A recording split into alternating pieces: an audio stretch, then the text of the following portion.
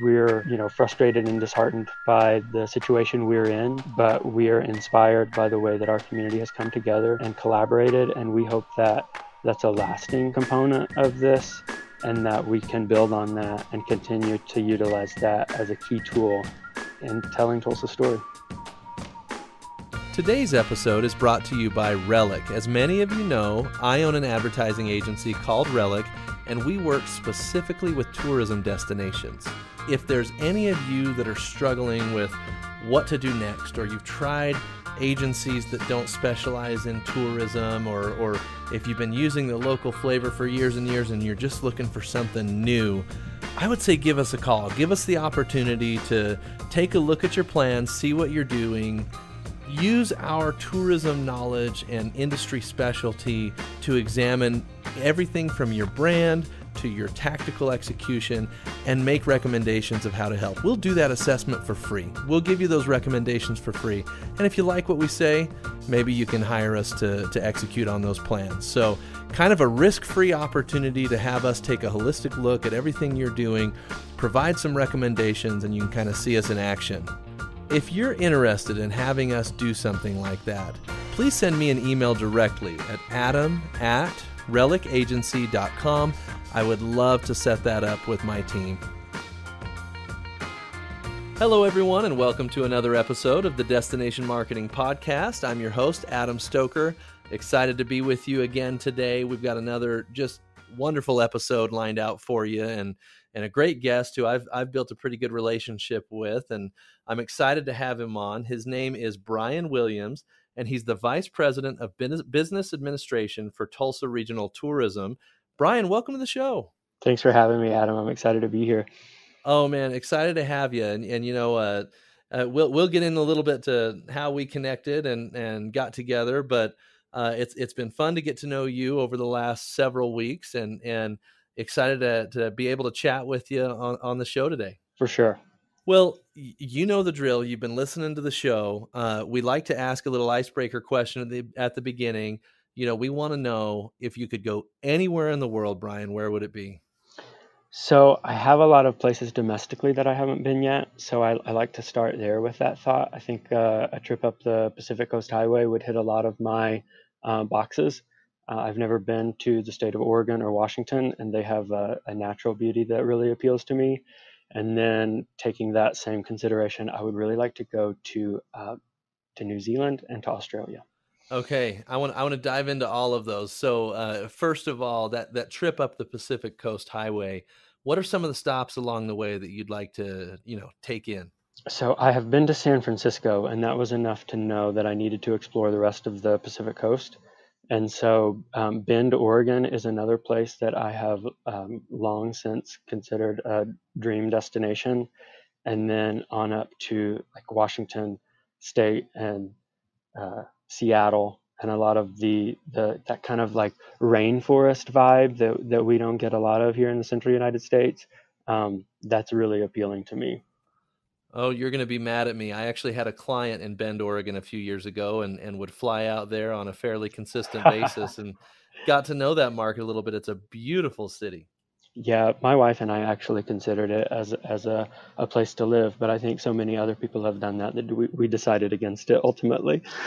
Got it. Okay. Yeah. And you're right about like the rest of Oregon, the trees and the feel, and Northern California has that component too. It's a beautiful place. I haven't driven the entire Pacific Coast Highway. Would love to do that trip.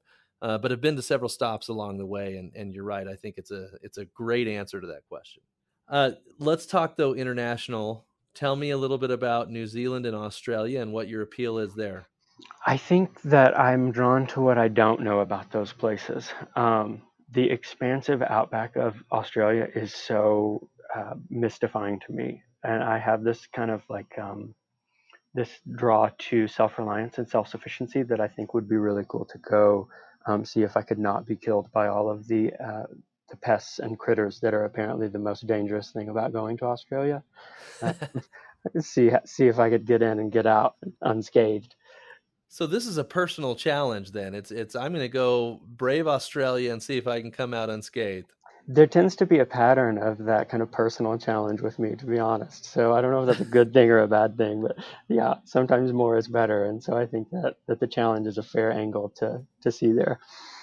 And then New Zealand doesn't have any natural predators, and so you're going the exact opposite. There's no poisonous snakes. There's, it's a much more, it's much less of a personal challenge, I guess. So what's the appeal there in New Zealand for you? I'll go there after I survive Australia to recover. What a great plan. That sounds like a wonderful trip. I New Zealand has been on my list as well. I went to Fiji several years ago and thought, man, I'm so close. I'd love to just get down to New Zealand. I've got to go back and do that. I'll throw a late entry would be Iceland. There's a bicycle cycling event called the Rift in Iceland that is a destination event for me. I think would be an incredible trip. Well, and biking and running are two very important parts of your life, right? You do a lot of both of those things. That's true. That's yeah. Calling back to that, more is better. I just found out today actually that an event I had registered for in October, the Arkansas Traveler 100 100-mile foot race, has been canceled. And so if I sound a little disappointed, we'll blame it on that. Yeah, you're in mourning because that event was canceled. I'm so sorry to hear that. I'm like 90% disappointed and 10% relieved because it turns out those things are pretty hard. So Yeah, I can honestly say that I could never get through a race like that. So pretty impressive that you do those things. What about your favorite place you've ever been, Brian? Is that related to some of your biking and fitness, or is there another place that has just been an amazing trip for you? Um, yes, I'll answer. I'll give you a couple of answers. The Rocky Mountains of the West are at the top of my list in general. My wife and I have done several 14ers, and that natural beauty and just the act of literally climbing mountains is a life-changing experience. And so it's encompassing to be able to just say the Rocky Mountains of the West and 14ers, but specifically kind of like the Sawatch Range through central Colorado has been important to my wife and I. We've taken some trips there, and then kind of going a different direction as an organization. Tulsa recently did an inner city visit to Savannah, Georgia, and it left a really great impression on me. Their beauty, their community's sentiment to their community was really amazing. Um, and so that's probably my two answers to that. Oh, that's great. And Brian, for the sake of my listeners, I'm not going to go deep into my love for Savannah again because I've talked about it so much here on the show. I love Savannah, Georgia, and I just think that not only are they a wonderful destination to visit, but their approach to destination marketing, I'm kind of in awe of a lot of the things that they do. So I love that answer as well because one of my wife and I's favorite trips we've ever been on was the combination of Savannah and Hilton Head. Yep, we learned a lot of things from them. Yep, it was a great trip. Great, great. Okay, well those are great answers, and I appreciate you kind of letting us behind the curtain of your travel motivations and experiences. But I want to dive into kind of the core of what we're talking about today. I do want to let everybody know how we connected. I think it's kind of a funny story. Would you mind giving everybody kind of some background and insight into that? Yeah, so funny enough, I was on the plane to Savannah and listening to your podcast, the episode with Bill Geist, and he mentioned Tulsa. And when he did, you responded that you would be taking a trip here. And so I looked you up on LinkedIn, sent you a message, and said, "Hey, when you're in town, let me know if you want an insider's tour. I'd be happy to give you one." And so you took me up on it.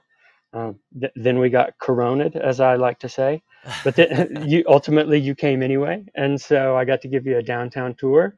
Got to hook you up some Hertz donuts. So a lot of That's things, right. a lot of the experiences were partial due to the restrictions and the social distancing. So I'm looking very forward to your return trip, so that we can show you the rest of Tulsa. Absolutely. And it was kind of funny because we were so disappointed that we had to cancel our flight and everything. I've got family members that live on some property in Tulsa and we just decided we won't get on a plane. We're not going to put anybody else at risk, but let's pile in our van and let's drive down to Tulsa and visit our family and quarantine there for a few days. And I actually, even though we didn't get to do a lot of the activities that we would normally do if I was coming down and you were showing me around Tulsa, there was something surreal about walking around that nearly empty downtown, just the two of us kind of chatting about the industry and recovery from COVID-19, and it was just a lot of fun. So yeah, it's kind of a unique way we were able to connect. Yeah, it's like getting a tour of a venue whenever it's closed, right? Yeah. Yeah, exactly. And the other thing that I'll say is I was thrilled to get your message after we had Bill on, because it was kind of it's one of those moments where you're like, hey, this is actually making a difference. When we talked about Tulsa and released the episode on Tuesday, and on Thursday I got a message from you saying, hey, if you're coming to Tulsa, look me up. And it's fun to actually see that there's a lot of people listening to this show, and that it's kind of growing in the industry. And to that point, it's connected me with a lot of other professionals that have offered insight to our industry that I've connected with on LinkedIn and continued conversations. And then you've started the Slack channel. That's a great platform for sharing of ideas and best practices to kind of lift the whole industry.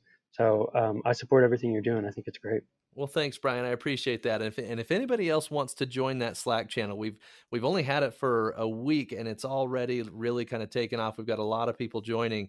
Just send me an email at adam@relicagency.com, and I'll get you added to that Slack channel. And yeah, we're kind of getting some momentum there with some fun examples of recovery campaigns and other ideas of how to navigate this crisis. And I think it's been really good, and it's only going to go up from there. Yeah, I think so. Well, tell me a little bit about your background, Brian, and how you got into tourism. Well, I think the canned response is that no one planned on getting into tourism, right? And I fall into that camp firmly. Um, I didn't know this career existed even a decade ago. And so I graduated with a marketing degree at the height of the Great Recession. And so I didn't get to start a career. I was looking for a job, and I found one at a bank. And it doesn't take very long to decide whether or not you are or are not a banker. And so I went to a publishing office where I got my first accounting experience. And then when my wife and I moved to Tulsa, I got my first nonprofit experience. And then from that, I merged the two, and I became the accounting manager at the Tulsa Regional Chamber. And I held that position for about 5 years, a little over, until an opportunity presented itself on the tourism team, which is a program of the Tulsa Regional Chamber here. And so no one said no. And that was last year in July. So I'm approaching my 1 year anniversary of DMO career. I'm loving it. It's been a wild ride. Obviously, last fall was great, and then this year has been quite an experience. And so I keep telling myself that, though. Honestly, like there's really a couple of ways you can react to these kinds of things, and so one is really kind of fatalistic, and the other is to just kind of lean into it and appreciate it for the experience that we're all going to gain from it, and just see what we can do from there. I love your perspective on that. And to go back just a little bit, I also love, there's not many people that have told me they got into destination marketing through the accounting department. So I think that's a really unique path that you took into destination marketing. But then as you talk about your response to COVID-19 and how there's two ways to respond to any crisis, I think you're spot on, because especially in your first year, you're navigating the coronavirus for Tulsa. What could possibly get thrown at the tourism industry after this that you're not prepared for? And so to have to go through that in your first year, yes, it's painful and it's challenging, but it provides such a foundation of navigating situations like this in the future. Well, and if we can be a little lighthearted about it, it kind of leveled the playing field because no one really knows what to do with this. So my lack of experience doesn't really play into it very much. Good point. Very good point. Well, and what about Tulsa as a destination, Brian? I mean, I was enamored with Tulsa. It's one of the few places that I visited and thought I could live here. But tell me a little bit about Tulsa and what makes it such a great destination. I think that what makes Tulsa a great destination is it's kind of the it's the ethos of the Okie. I mean, that Dust Bowl spirit still lives in a lot of us. And so there's a grit and a tenacity and a determination, um, calling back to some self-sufficiency and self-reliance. Um, this community is just a little different than other places you go. And sometimes that can be to its detriment, but I think mostly there's an authenticity here that's not found other places. And I think too that there is a Tulsa for most people, which sometimes can also be to our detriment, but it is a diverse community that offers a place for everyone. And my wife and I have been here for 8 years now, and to be really transparent, for some of those years we were thinking about where we would go next, and in that time, and while we were considering options, we found the version of Tulsa that we've fallen in love with. And so that process is it's something that's going to be unique to every resident and every visitor. And I think that's what makes our community so special. Yeah, you talk about how it's such a diverse community and there's different Tulsa experiences for different people. One of the places you told me about when we were there was this place called the Gathering Place. And I'd love to have you share with everyone kind of what that is, why it was created, and where it's come today. Mhm. Well, that's a tall order, and so I don't want to misspeak on behalf of any of our community partners. But the Gathering Place is one of the largest private parks ever. Period. Full stop. I think, and it was the project or kind of brainchild of George Kaiser and the George Kaiser Family Foundation, Tulsa Community Foundation, and some different of his initiatives. And I think, kind of to a comment I made, he had the desire to create a gathering place for all of Tulsa. One of his most important desires is to increase the access and quality of early childhood development and education, and to provide resources for the under-resourced. And the gathering place, he wanted to provide a place for all of Tulsa to experience all of Tulsa's great attributes. And I think walking through that attraction, you can't help but feel like it's been accomplished. Everyone is there in a sense of all of our community seems to be represented there every time I go. And I have the great fortune of being close enough to the gathering place as a facility that's part of my daily routine. I usually run to it and turn around and run home. And it is a great representation of Tulsa, of Tulsa's philanthropic attitude, what can be done when people work towards the betterment of community. And what can be done when you're not worried about who gets credit. A lot of people came together to do a really magnificent thing, and so there's a lot of shared credit. But it really is a fascinating venue attraction. It's brand new. It looks like it's been there forever. I don't know how to explain it, so you'll just have to come back and see it. That's right. That's right. It's something that you probably have to see to believe. But you mentioned the collaboration that went into it, how so many people had to come together and not care about who gets the credit in order to make it a success. And they've done that. And to me, in my conversations with you and with others, it seems like that's a recurring theme in Tulsa of different people, different organizations, including the tourism office working together.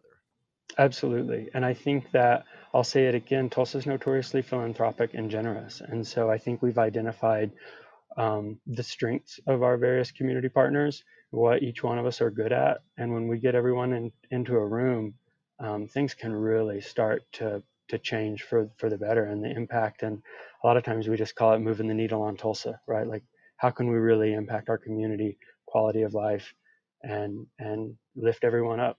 I love it. Okay.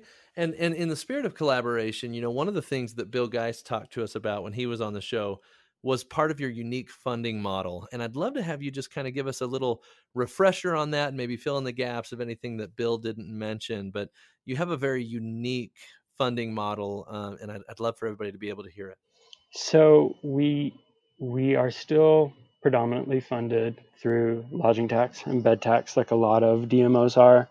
But a few years ago, we identified the necessity for almost like a closing fund. So when we had opportunities that presented themselves, whether it was rights fees or incentives or whatever the case may be, if we were operating at capacity based on a lodging tax, then we felt like we were missing opportunities when they presented themselves that were outside of our annual operating budget. And so we approached our local business community and really just indicated to them or proved to them the fact that tourism is economic development. And it was a pretty easy sell, turns out, because I think we're right. And so we have a group of businesses in and around Tulsa and in our region that understand what we do and why it's important. And they're kind of all in, really. And frankly, it's thanks to them and that diversification of funding that we're still operational through COVID-19. Because if we were solely funded on lodging tax, the evaporation of that revenue would have closed our doors. And that's just the brutal truth of it. And so we owe our existence to our diversification of funding and that private investment in what we do for our community that is ultimately economic development. You know, Brian, one of the things that you said, there's a principle based in what you said that's really important for everybody to hear. And that's that you guys, you said you owe your existence to these organizations that have gotten involved and helped to fund the DMO. The thing about that is it didn't just organically happen. They didn't beat down your door and say, "Hey, can we give you some money and help you, build the brand for Tulsa?" You guys had to proactively go out and procure that assistance, and you did that long before the crisis ever came. So to me, there's so much that has to be done prior to the arrival of a crisis if you're going to be able to navigate it correctly and get through it. And part of that is building relationships with your stakeholders. How did you guys do that? What I know you reached out, but how were you able to build these relationships that have been so critical early on and before the crisis hit? Well, it's important to restate that we're unique in that we are a program of the Tulsa Regional Chamber, and along with that, we also own the Economic Development Division for the region as a program of the Tulsa Regional Chamber. And so, through that relationship as an organization, we are more collaborative with those groups, and so we have Mm, access to those community partners and stakeholders.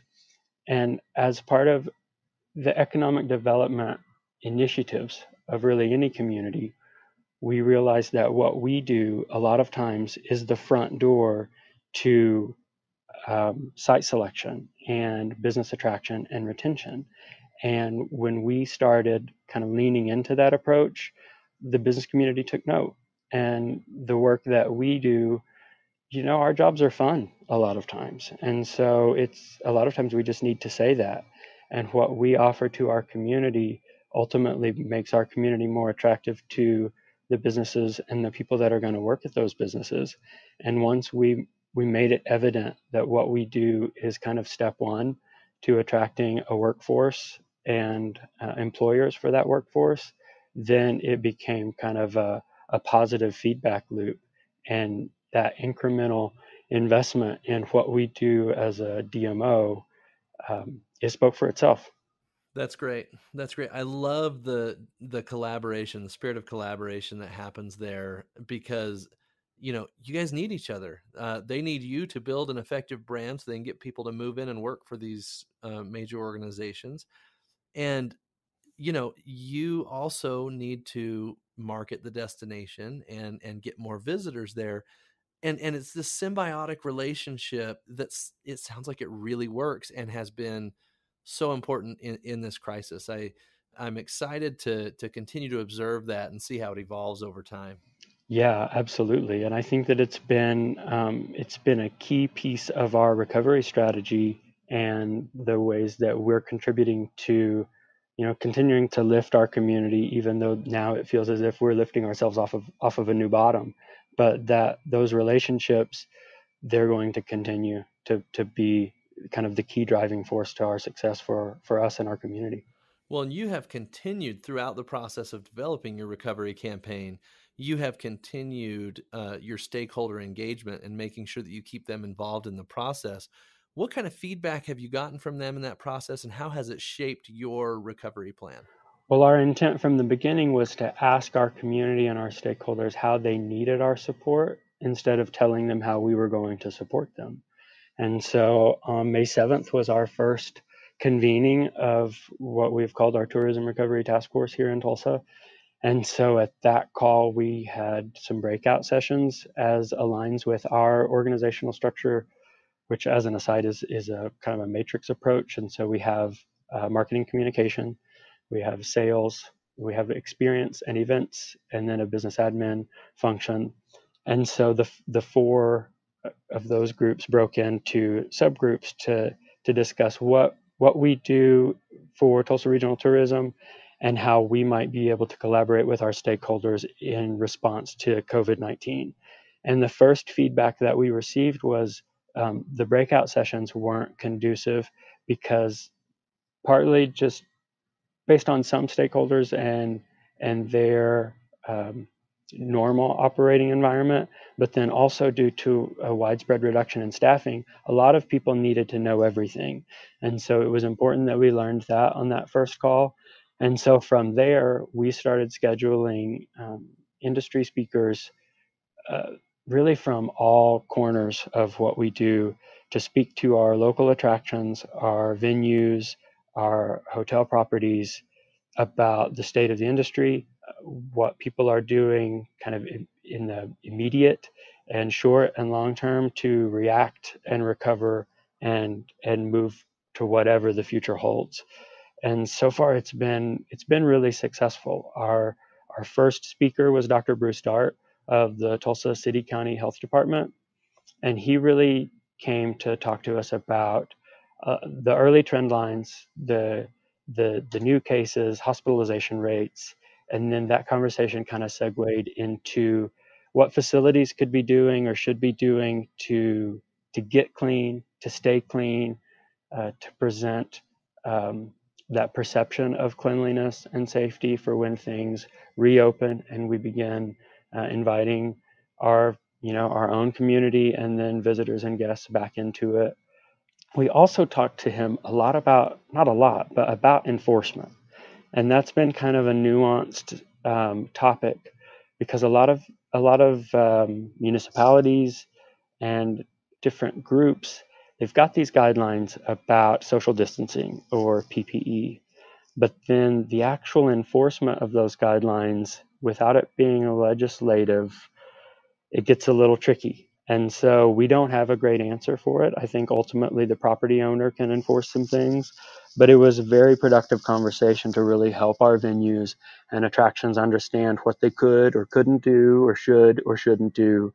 And so it was a really great way to start that series and to be able to offer value to our stakeholders that they really needed, not what we thought they might need. And so it was a great start to what has continued to be a great series so far. I think that's a brilliant approach. It's ask them what they need and then facilitate the information and education that they need in order to navigate this with you, because these businesses all contribute to your customer experience or your visitor experience. And if you understand how to navigate and recover, but they don't understand how to navigate and recover, you're going to be just as impacted. And I love that you've involved them every step of the way, ask them what they need, and then provide the guidance, leadership, and outside help that they need to continue to navigate it. You've had other speakers come in since then, industry speakers. Would love to have you kind of quickly touch on who they are and how those topics have helped these businesses in your destination. Yeah, absolutely. So after Dr. Dart, we had Jack Johnson, Chief Advocacy Officer of Destinations International. And Jack spoke to us about advocacy efforts at the national level on behalf of the tourism industry, which is a constantly changing environment still. But that was also, if nothing else, inspiring and motivating to know that people are working on behalf of our industry and understand the importance of it. And then we had Stephen Paginelli, head of destination marketing at TripAdvisor. He was our guest last week. Oklahoma is uniquely positioned kind of in the central United States, the crossroads of America, if you will. And as the drive market continues to evolve, it was really important for us as a DMO and for our stakeholders to understand the opportunity that lies ahead of us. Things are getting less bad, not good. But as we look at that and kind of accept it for what it is, and we're seeing this change in consumer behavior and the drive market going from 2 to 4 hours to 6 to 8, that ultimately might behoove us. And so we're exploring those options and kind of positioning ourselves accordingly. And so that was a fantastic conversation with a ton of really incredible insight. And then this morning, we spoke with Al Kidd, President and CEO of Sports ETA, speaking kind of specifically to sports, how the way they've been impacted, obviously significantly through COVID-19, what the kind of short-term future of sporting events looks like at the local and regional and national level. Um, Again, it changes so much. It differs widely on what state or municipality you're in. Oklahoma just entered phase 3, so a lot of our restrictions have been lifted. So we've become attractive to groups that are trying to have events that have been told by other municipalities that they can't, gather certain group sizes. Um, so again, it's unfortunate, the circumstances, but we've been fortunate to be positioned in a way to be able to receive some in-year business because of the relationships we've built and because of the changing in restrictions and social restrictions have positioned us and enabled us to kind of welcome some groups quicker than some other locations. So, and then next week, I think we've got Amir Elon, President and CEO of Longwoods International, scheduled to speak. And then the week after that, Yeah. Shane Shapiro of Sound Diplomacy. He's the founder and CEO of that organization. And we're partnering with them on a music study for Tulsa, which we're very excited about. Music is really kind of one of our claims to fame with the Tulsa Sound and that Kane's Ballroom and the Oklahoma Pop Museum and the impact that music has always had on Tulsa, but then the impact that COVID-19 has had on music in Tulsa, and then how music hopes to both recover and to be a part of the recovery from COVID-19. So that was a mouthful, I know, but we entered into this kind of plan and the study with Sound Diplomacy last year as we started talking about the concept of a music study to really better identify the asset that is the music industry, the live music industry in Tulsa, and then understand what Tulsa could do to better position itself as a music destination, as far as what artists need, what venues need. And so now that we have been presented with kind of this new scenario of COVID-19, now we want to fold that into that study to see how it's impacted our musicians and our venues and what will be needed to lift that community and that industry, and then how that industry as it recovers can also be part of the broader recovery, because it's important to us. And in Tulsa on most evenings at most dark smoky places, which most of them aren't smoky anymore, but they still smell it. There's live music and most of it original coming from doors and venues that we've been missing. And so we're looking forward to it coming back and ensuring that it's as good or better than ever. Perfect. Perfect. So there's been all this collaboration and thought leadership going into Tulsa's plan for recovery. Where have you landed? What is Tulsa's kind of phased plan for recovery as it stands now? Well, we're questioning everything. And so again, we're utilizing this as an opportunity. And so our short and long-term strategies are being assessed now, but we kind of called on it earlier. We're going to start locally. We're going to try to build confidence among our own community to re-enter our attractions and our venues and show them that we're as safe and clean as we've ever been.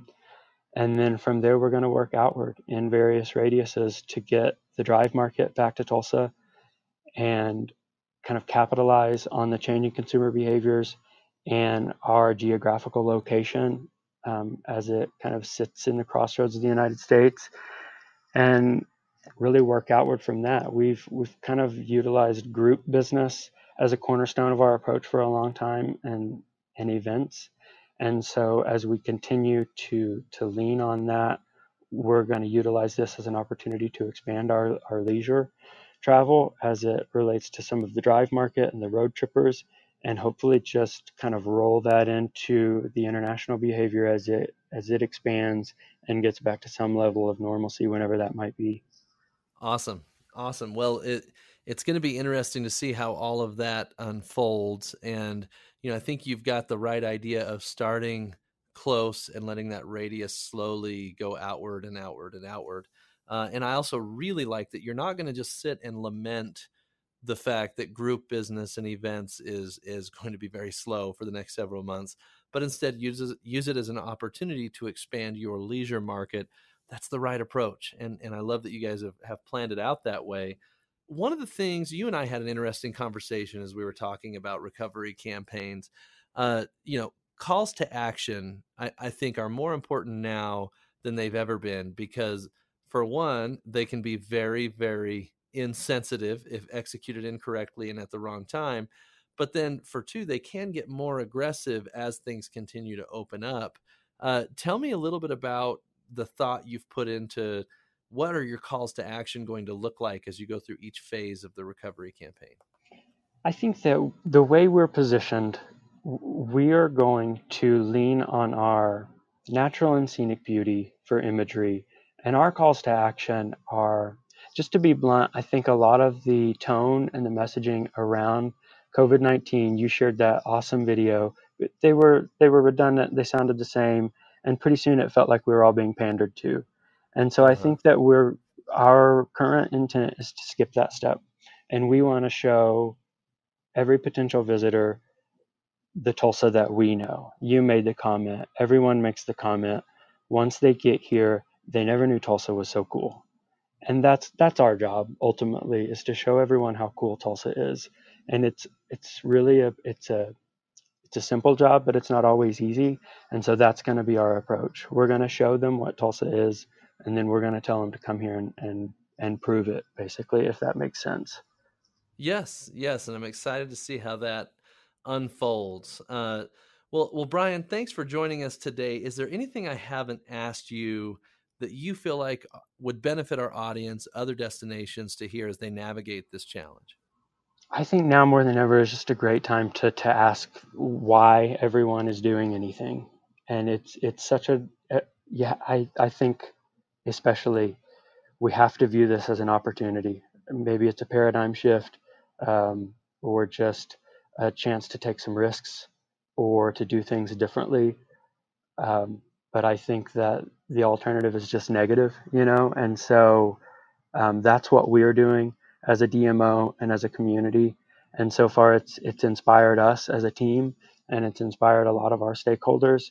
And so we're feeding off of that, and we're frustrated and disheartened by the situation we're in, but we are inspired by the way that our community has come together and collaborated, and we hope that that's a lasting component of this, and that we can build on that and continue to utilize that as a key tool in telling Tulsa's story. Oh man, the advice of questioning why anybody's doing anything. I mean, there are so many things in marketing that we do because that's how we've always done it. And I love your advice for destinations to ask those questions now. Now is a time to take a look at everything you're doing as a destination and say, why are we doing it that way? Does that still fit what we need to do as we move forward? I just think that's great advice. Thanks, Adam. Well, this has been fun, Brian. It's always good to catch up. Thanks for joining us today. I'm so flattered to be here. It's been great. I liked all the other comments. A long time listener, first time caller. That's totally me. So this has been great. Oh, perfect, perfect. Well, you know what? Thanks for, being both, being a listener and a participant. We appreciate having you. Well, I appreciate everything you're doing for our industry. I mean it. Great, great. Well, you heard it, ladies and gentlemen. This has been another wonderful episode, and thanks to Brian for providing some of his knowledge and experience, and also his plan, so that you guys can use that as an inspiration as you build your own. And thanks everybody for listening. Hang in there. We'll get through this together, and we'll talk to you next week.